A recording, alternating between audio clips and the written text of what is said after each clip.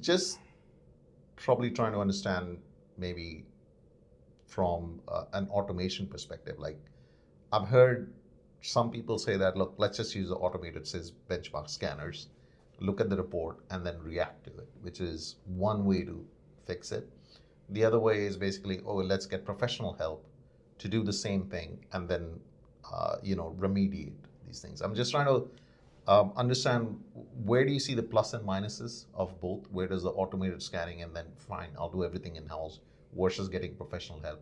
What are the pros and cons of both sides? Well, I'm a big fan of automation, right? Why do manually what you can automate? And we're talking about common cloud platforms here. So, automated, in terms of running scripts, these benchmark documents, they give you the script. Wow, if it can be automated, they yeah. tell you the script that you can run to do it, right? Okay. And on average, there's no science behind this, but on average, probably 80% of what's in those benchmarks could possibly be automated, right? Wow. By that, through PowerShell script that you're running yourself, or through third-party apps, or vendors that are doing it for you may even be using their own automation products for this. But the CIS benchmarks make this very clear.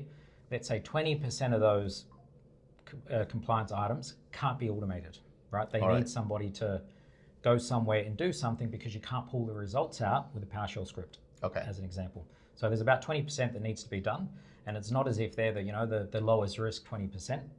It seems to be quite random in terms of what you can detect from a script versus what you need to manually run through.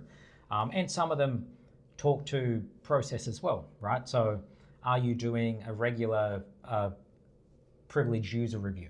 Yeah. Right. You can't automate that, because someone needs to have a look at the evidence of the last review. When did it happen? How often has it happened? If you found something, was it actioned? Right. So some of the review points talk to process as opposed to configuration as well. Okay, fair enough. And I get your point. I think for those 20%, you would want an expert who's got the industry experience, seen varied environments, and brings those best practices from the varied environments, and just have a conversation and see, okay, how do we uplift security in there? And what you really want as well, and I think this is very important, money is hard to come by in an IT department in most places. You need to, beg, borrow and steal often to implement some security uplifts. So pragmatic thinking is really important, right? And, I've got the advantage here because obviously StickmanCyber help people through their framework accreditations and assessments. Yeah. So, I've got a very good understanding of, what would be considered a good control, what's necessary versus what's nice to have. And quite often you can meet your framework obligations without necessarily turning some of these configuration points on that might impact business, right? It might slow things down. True. So, I think what's important is having somebody that can look at your business, look at what you're trying to achieve from a framework or certification perspective, and say, given the impact this will have on your users if we turn it on, we've already got these other 3 settings on, which may talk to that framework control. Yeah. So you may not need this.